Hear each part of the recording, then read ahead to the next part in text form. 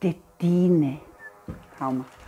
Bom dia, boa tarde, boa noite, conforme a ocasião. Eu sou a Mel. Seja muito bem-vindíssimo ao nosso canal. A nossa obra de hoje realmente é uma obra de arte. O nosso filme se chama 120 Dias de Sodoma, Salò, de Pier Paolo Pasolini. Preparados? 1, 2, 3 e roda a vinheta.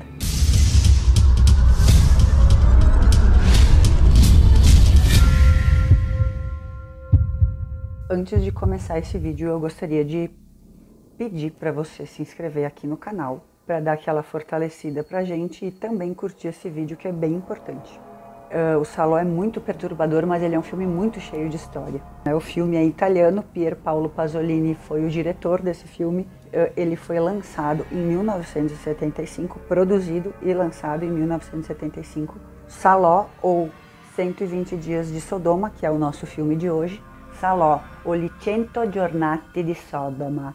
Foi o último filme que ele fez antes de morrer. Na verdade, ele terminou o filme e não conseguiu nem assistir, né? E se vocês forem procurar entender um pouco o sentido do filme, vão entender até porque ele morreu. Ele tinha feito a trilogia da vida antes de Salò. A trilogia da vida, na verdade, quase todas as obras do Pasolini, elas estavam no signo da morte, né? Pier Paolo Pasolini era ateu, homossexual e comunista. Salò, ela tinha um cunho político e era um grito contra o fascismo e todos os regimes ditatoriais. Trilha Ennio Morricone. Passou na época do poder nazifascista no final da Segunda Guerra Mundial. Era naquela época que retratava o filme, 1944, 1945. Então se passa com quatro libertinos fascistas que se isolaram num castelo em Salò, sequestraram 18 adolescentes, sendo 9 meninos e 9 meninas, e durante 120 dias eles praticaram violências extremas com essas pessoas. Que essa obra, Salò, ela é baseada na obra do Marquês de Sade. Essa obra o Pasolini, ele reescreveu, ele botou na tela essa obra aqui, ó, do Marquês de Sade.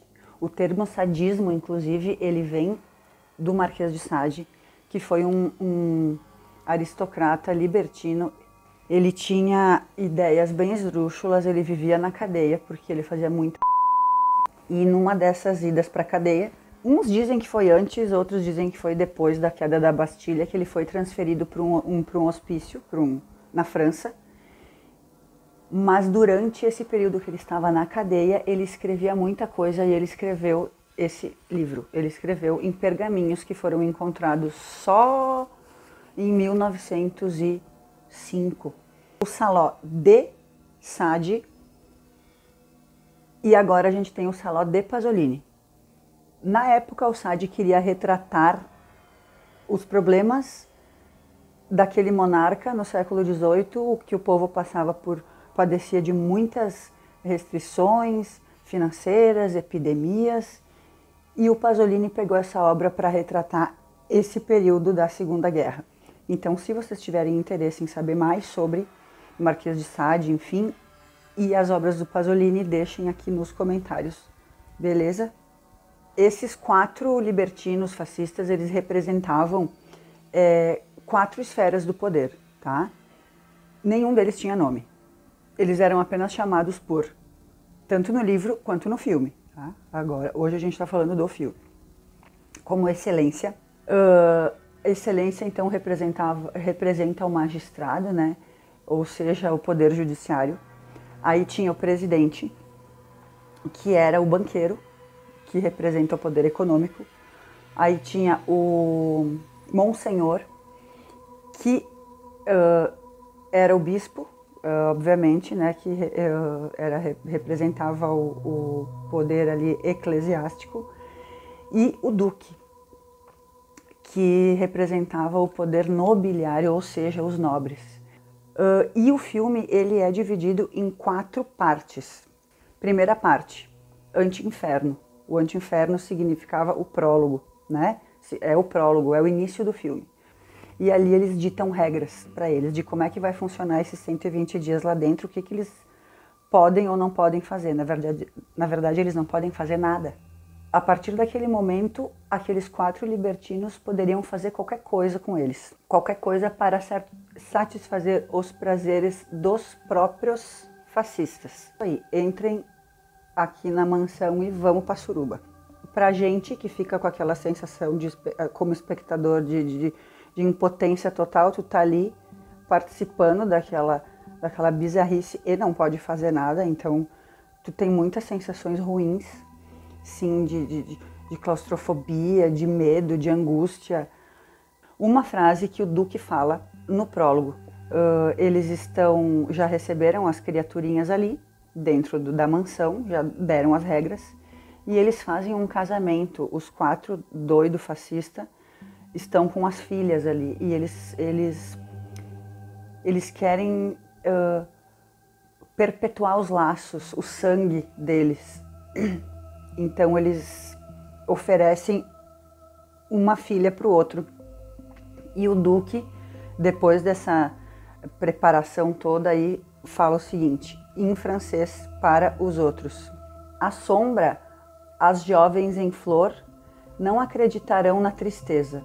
Elas escutam rádio, elas bebem chá, grandes heróis da liberdade. Elas não sabem que a burguesia nunca hesitou em matar os próprios filhos. E todos riram muito. O nobre falou isso, né? O Duque, que representa o poder nobiliário. A gente já vê aqui o que ele quis alfinetar. Logo no prólogo. Segunda parte do filme, Círculo das Manias ou da Perversão. Nessa parte, eles colocam essas crianças praticamente nuas numa sala e eles contam com o apoio de cafetinas. Uma toca piano, a outra fica dando um suporte, né? E outra conta histórias da vida dela, né? Ela conta histórias sexuais da vida dela, do passado dela, da infância dela, né?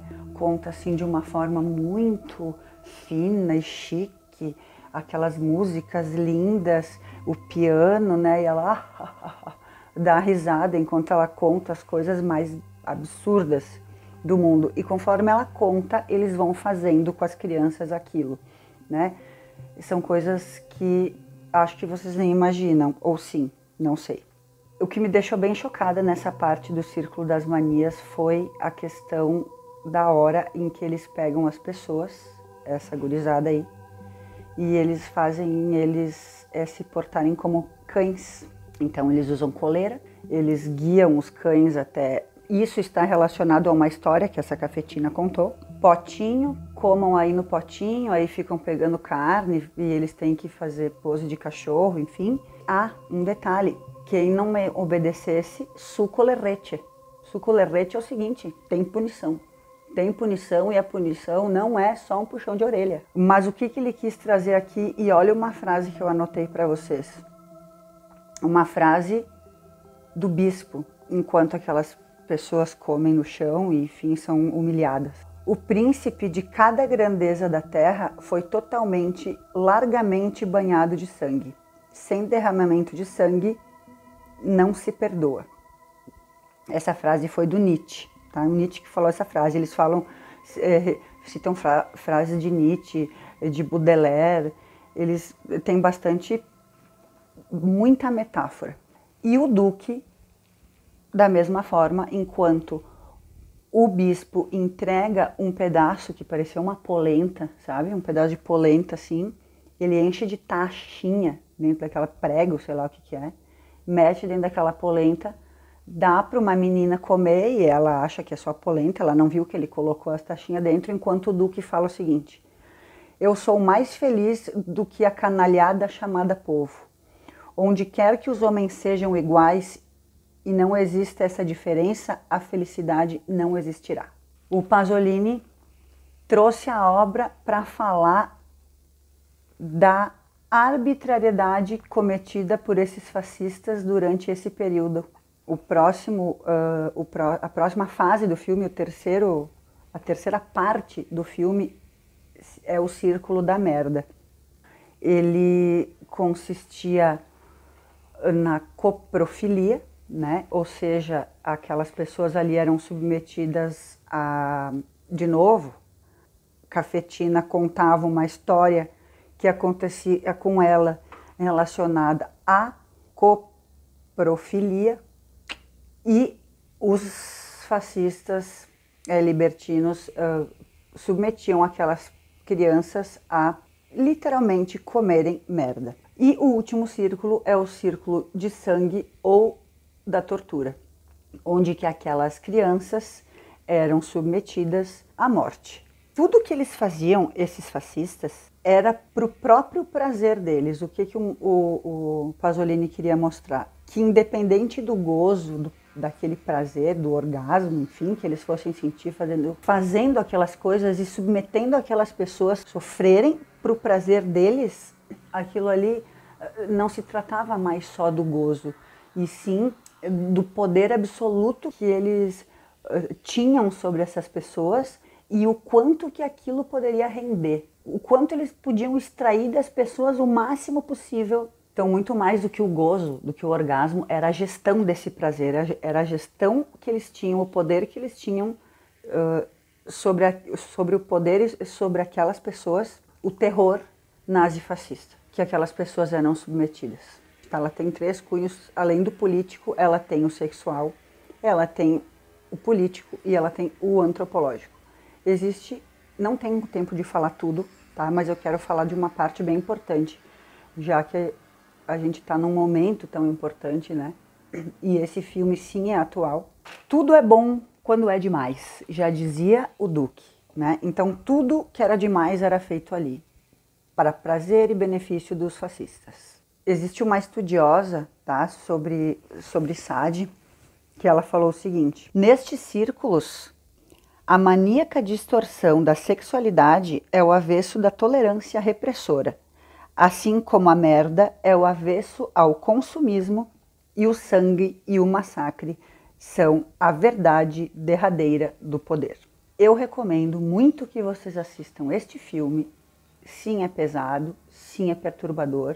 Mais perturbador ainda é tudo que essa gente viveu e tudo que a gente está vivendo nesse nosso século, nessa nossa era. Quando eu fiz o vídeo sobre Love, do Gaspar Noé, vai aparecer aqui um cardzinho para quem quiser assistir a minha crítica de Love. Eu falei do Saló, falei do Marquês de Sade e comentei da admiração que o Gaspar Noé tinha pelas obras do Pasolini. Pessoal, eu espero muito que vocês tenham gostado desse vídeo. Espero mesmo que eu tenha acrescentado alguma coisa na vida de vocês.